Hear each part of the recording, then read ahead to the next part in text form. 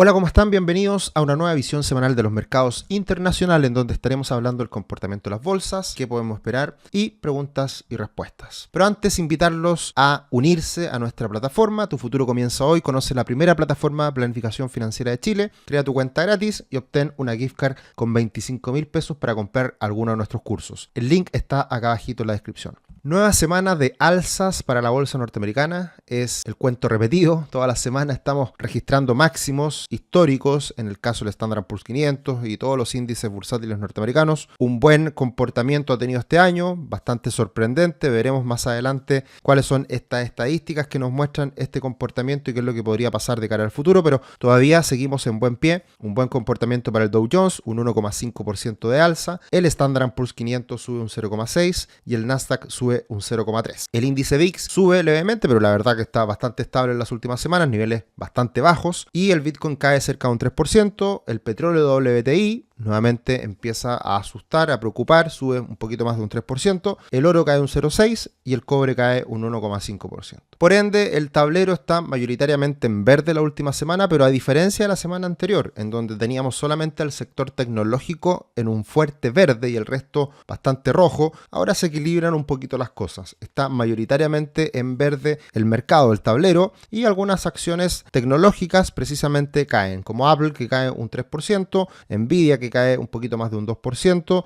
Se anunció de hecho esta semana que su principal socio, fundador, CEO, Jensen, estaba vendiendo de manera importante acciones de Nvidia, que no es raro por el hecho de que ha subido tanto y está haciendo un poquito de caja con toda la euforia que ha ocurrido en Nvidia. Pero en general, una semana bastante positiva para los mercados. Bueno, precisamente es la noticia del momento. Tenemos a el club de los 3 trillion. Son estas empresas que han superado con creces al resto del mercado, que han ganado mucho terreno, que han aumentado mucho de valor, y ahí tenemos precisamente a 3 empresas: Microsoft, Apple y ahora se suma Nvidia. ¿Quién lo diría hace poco tiempo atrás que Nvidia iba a alcanzar este registro de los 3 trillion? Era bastante impensado, pero eso es lo que ocurre con los mercados. A veces nos sorprende de manera negativa, también de manera positiva, y esta ha sido sin duda la acción que ha estado en todos los titulares y llamando la atención de todos los inversionistas. La última semana tuvimos pocos datos económicos de gran relevancia en Estados Unidos, dentro de los cuales destaca las ventas minoristas, que sorprendieron levemente a la baja. Y eso viene a dar cuenta un poquito de esta desaceleración que sigue su curso, sigue mostrándose datos económicos en Estados Unidos más débiles de lo que se anticipaba y también mostrando una caída en varios de ellos. Y por lo tanto, esto no es una novedad, sino que solamente se ratifica el hecho de que estamos observando esta desaceleración. En cuanto a los PMI,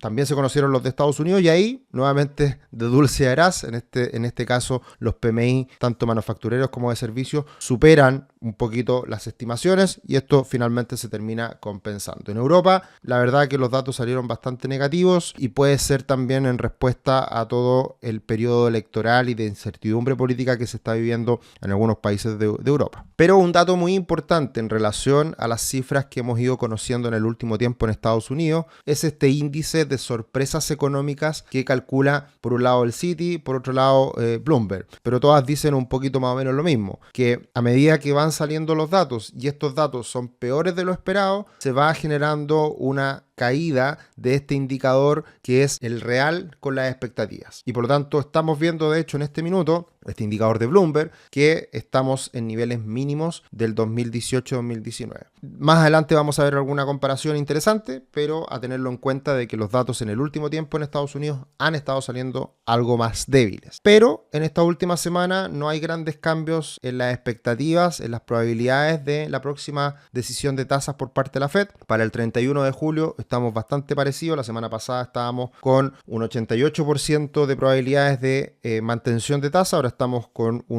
casi un 90%, o sea, aumentó la probabilidad de mantención de tasas y por ende disminuyó un poquito la probabilidad de disminución de tasa, pero todo marginal. Y en cuanto a la reunión de septiembre, que yo diría que esa es la reunión clave en donde podría venir esta baja de tasas, también se mantiene todo más o menos estable. La última semana, 62% de probabilidad que baje las tasas en septiembre, ahora bajó a niveles de 60%. Así que la verdad que una semana bastante estable que que va de la mano con las cifras económicas que no son tan relevantes y que por más que hayan mostrado mejoras o un empeoramiento, en el caso de las ventas minoristas, no cambia mucho la situación respecto a esta expectativa de baja de tasas. Recordemos que los datos más importantes siguen siendo la inflación en Estados Unidos, el dato de empleo y probablemente también el ICM de servicios. Así que ahí es donde hay que poner el foco y donde lo que puede hacer la diferencia para que esto cambie en las próximas semanas. Y bueno, todo esto se manifiesta, se resume y se ejemplifica de cierta manera toda esta situación de las cifras económicas y las expectativas de baja de tasa en el bono del Tesoro de 10 años de Estados Unidos, que se mantuvo también bastante estable en la última semana. Ya vimos una caída, una corrección a niveles del 4,2% y se quedó más o menos en esos niveles en la última semana.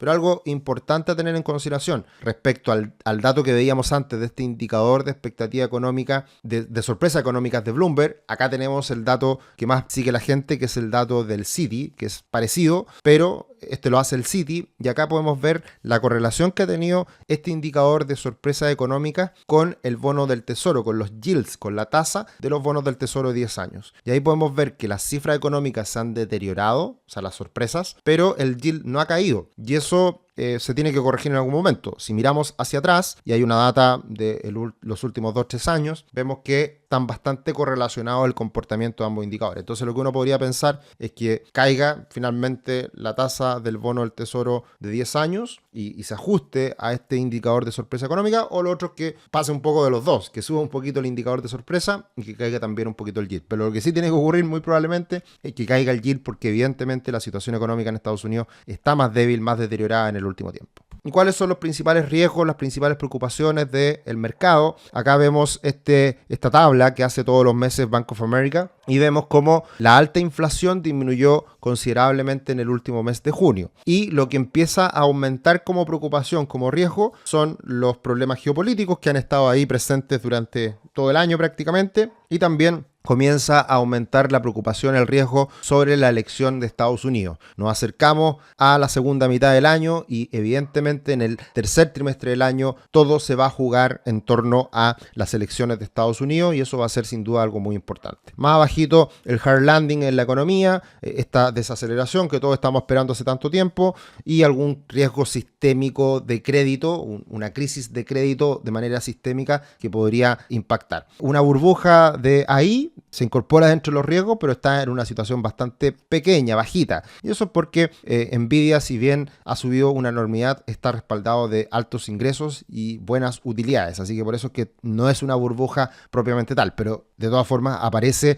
dentro de estos riesgos que están presentes en este momento. Y por otro lado tenemos otro indicador como es la relación precio-utilidad y el comportamiento del Standard & Poor's 500, y podemos ver que hoy día la relación precio-utilidad no está tan elevada como en otras ocasiones. Así que si bien ha subido la bolsa norteamericana, va acompañada de buenas utilidades, y eso es lo que se ha destacado en este último tiempo, que tiene sentido, tiene lógica lo que ha pasado recientemente en la bolsa norteamericana. Lo que no tiene mucho sentido es la relación precio versus ventas de las empresas del Standard & Poor's 500, las empresas large caps y particularmente las tech, que mirando ese sector, mirando las empresas de gran capitalización del sector tecnológico, ahí podemos ver que las ventas no se condicen con las valorizaciones que tiene hoy día el mercado. Ahora, parte importante de esas ventas son Nvidia, y se anticipa que en el futuro Nvidia va a vender mucho, entonces también puede tener ahí un cierto respaldo el que este indicador esté tan elevado. Pocas ventas respecto al comportamiento del Standard & Poor's 500. Eso es lo que dice básicamente el indicador. Y por último, uno de los riesgos que esté presente y muestra también la desaceleración en Estados Unidos es la caída en los precios de los inmuebles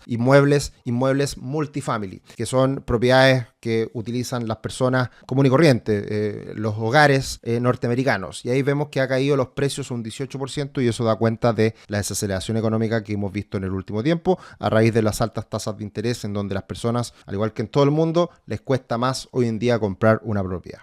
Los dejamos cordialmente invitados a que se suscriban a nuestro canal de YouTube, ya estamos en los 48.000 seguidores, nos acercamos rápidamente a los 50.000 seguidores, así que estamos muy contentos. Y también nos pueden seguir en otras redes sociales como ex Twitter, ahora ex, y también en Instagram, ya sea en @cetricio o en @somospatrimor. Y también los dejo cordialmente invitados a que vean el webinar o la grabación del podcast Tomás contra Tomás Casanegra contra Tomás Claro, que ha tenido un gran éxito, muchos comentarios, muchas felicitaciones, así que estamos contentos también por llevar a ustedes este contenido absolutamente gratuito. ¿Qué podemos esperar para la semana que viene? Confianza al consumidor, el PIB final de Estados Unidos, peticiones semanales de desempleo, ventas de viviendas pendientes y lo más importante, porque todas las otras cifras son de baja importancia, pero lo más importante de esta semana que viene es el índice de precios Core PCA, que es el indicador de inflación que mira la Fed. Así que ese va a ser el dato más importante que se va a conocer el próximo viernes a las 8:30 de la mañana. En cuanto a data, en cuanto a estadísticas, tenemos que cuando hemos tenido un año de buenos retornos, como fue el año pasado, con retornos sobre el 20%, el siguiente año tiende a ser bueno, con un promedio de ganancia del 10%. Pero es posible que el siguiente año rente más de un 20%, como va encaminado este año la bolsa norteamericana. Eso no es tan probable. De hecho, en todas las ocurrencias,